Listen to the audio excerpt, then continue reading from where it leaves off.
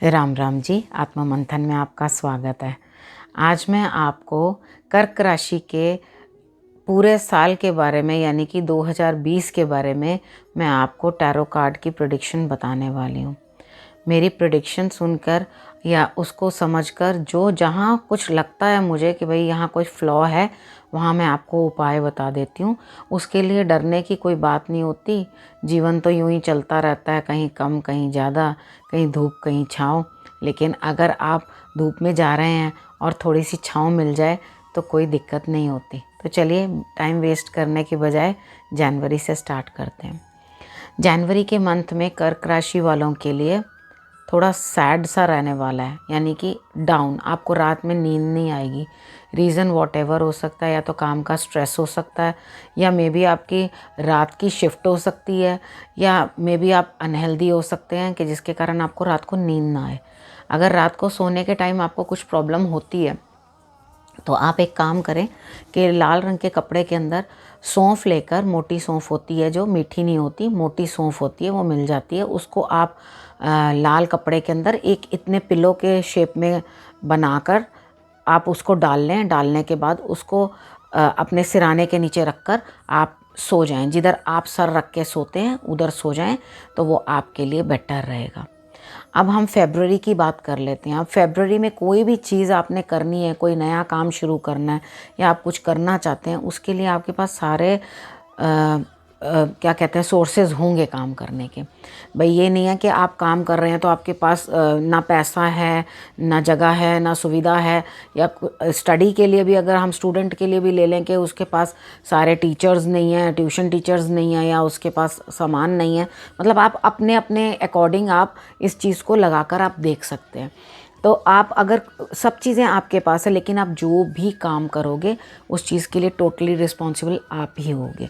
यानी कि अगर आपने कोई काम स्टार्ट किया है, जब सब सुविधाएं आपके पास हैं, सब कुछ हैं, तो आप कोई काम शुरू करेंगे तो आपको मतलब कैसा रहेगा कैसा नहीं रहेगा वो आपकी चॉइस पे निर्भर करता है कि आप उन चीज़ों को कैसे यूटिलाइज़ करते हो। अब हम मार्च की बात कर लेते हैं। तो मार्च के मंथ में मुझे ऐसा लगता है कि आपकी कुछ पार्टी भी होगी और कुछ गेट टुगेदर भी होगी। और अगर काम के रिलेटेड हम बात करें, आप फ्रेंड्स बैठ के डिस्कस भी करेंगे। अगर आप पार्टनरशिप में हैं तो आई फील के कम से कम 3 पार्टनर्स तो होंगे ही होंगे जिनके बीच में ये आप बिज़नेस या काम कोई शेयरिंग करेंगे। और उसके बाद आप 3 लोग भी मिलके अगर काम करेंगे तो मेरे हिसाब से वो अच्छा रहेगा आपके लिए। और अगर कोई काम आपने स्टार्ट किया या कोई भी आपने नई चीज़ शुरू की है तो अब अप्रैल के मंथ के अंदर आके उसमें मुझे बढ़त दिखाई देती है, यानी कि प्रमोशन। तो उसको उस काम को बढ़ने की भी मेरे को हिसाब किताब अप्रैल मंथ में दिखाई देता है। उसके बाद आता है मई। तो मई के अंदर आपके पास मतलब आप इतने सेटिस्फाइड होगे अपने काम से कि आपको ऐसा लगेगा कि हमारे पास बहुत है और अब हमें और कोशिश करने की ज़रूरत नहीं है। और उसके बीच में ही आपके हाथ से एक अपॉर्चुनिटी निकल जाएगी। हो सके तो आप उस अपॉर्चुनिटी को लेने की कोशिश करना, और अगर आप उस अपॉर्चुनिटी को अपॉर्चुनिटी समझ के लेने की कोशिश करोगे तो वो बेटर हो जाएगा। ऐसा ना हो कि 2-3 चीज़ें सामने आ जाएं और आपको एक चीज़ लूज़ करनी पड़े, ये भी हो सकता है। तो आप एक काम करें कि इस मंथ के अंदर आप कम से कम 4 सोमवार जाकर हर सोमवार आप जल चढ़ाकर आएँ। जो मंथ में 4 सोमवार ही आते हैं, मई मंथ में जब आएंगे तो अप्रॉक्सीमेट कभी 4 भी होते हैं, कभी 5 भी होते हैं, तकरीबन आप एवरेज लेके चल लो कि 4 होते हैं। ठीक है, तो आप जल ज़रूर चढ़ा के आएँ शिवलिंग के ऊपर। उसके बाद हम जून की बात कर लेते हैं। जून में आप काम तो करोगे, लेकिन वो काम जो आप करोगे उसके लिए आपको जैसे पहले सबकी हेल्प मिल रही थी, कुछ लोग आपके साथ जुड़ रहे थे, अब इस टाइम पे कुछ ऐसी सिचुएशन बन जाएगी कि काम हो या स्टडी हो वॉटेवर, कि आप थोड़े अकेले ही करने लगेंगे काम। वो ये हाउस वाइफ्स के लिए भी है, ये नहीं सिर्फ बिजनेसमैन या काम वालों के लिए, ये सबके लिए इक्वल ही मैं बता रही हूँ।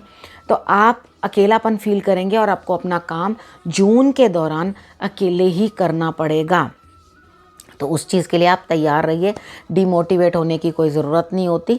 कई बार ऐसा भी होता है कि कुछ लोग होते हैं बट वो काम इतना इम्पॉर्टेंट होता है कि वो शायद आप ही कर सकते हो। हर चीज़ को नेगेटिव ही क्यों लेना, तो वो आप ही ज़्यादा बेटर कर सकते हो। इसीलिए भगवान आपके हाथ में वो काम दे देते हैं कि आप इसे अच्छी तरह से पूर्ण करें। अब हम बात कर लेते हैं जुलाई की।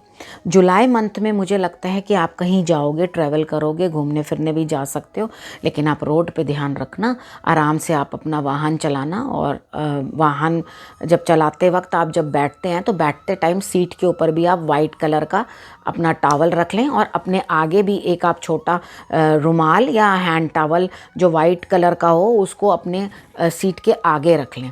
ठीक है, ये दोनों चीज़ें रख के आप बैठें, और गाड़ी के अंदर बैठते ही आप अपने जो भी इष्ट हैं आपके उनका नाम ले लेना। क्योंकि मैं हनुमान जी को ज़्यादा मानती हूँ, तो हर बार मेरे मुंह से हनुमान जी का नाम ले लेना, हनुमान जी का नाम ले लेना ही निकलता है।